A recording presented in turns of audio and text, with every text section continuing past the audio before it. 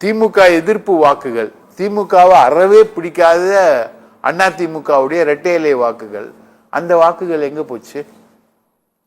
இந்த 23,000க்குள்ள அது கொஞ்சம் வந்திருக்கும், இல்லாட்டி அவர் 23,000 கிட்ட வந்திருக்க முடியாது. அந்த வாக்குகள் கொஞ்சம் வந்திருக்கும். ஆனா 50-60,000 அதிமுக வாக்குகள். இப்ப இவர் சொன்ன மாதிரி ஈரோடு கிழக்குன்றது முத்துசாமி தொடர்ந்து ஜெயிக்கக்கூடிய, அதிமுக ஜெயிக்கக்கூடிய தொகுதி.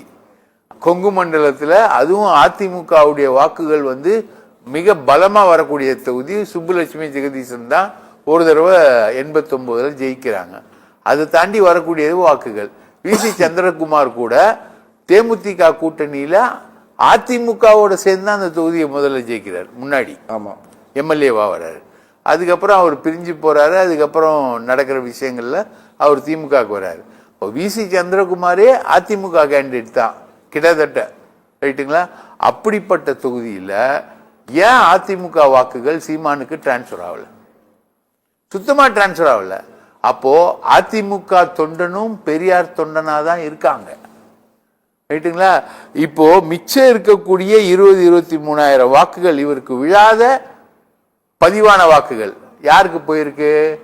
திருமுருகன் காந்தி ஒரு கேண்டிடேட் நிறுத்தினாரு, கோவை ராமகிருஷ்ணன் ஒரு கேண்டிடேட் நிறுத்தினாரு, நம்ம பத்திரிகையாளர் தமிழா பாண்டியன்றவர் அவர் அங்கு கேண்டிடேட்டா அவரே போட்டாரு.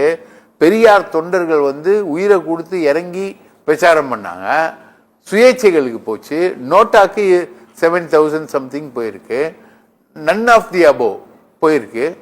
அப்போ நன் ஆஃப் தி அபோவ் யாருக்கு இருக்கும் வாக்குகள்? அது அதிமுக வாக்குகளா இருக்கும்.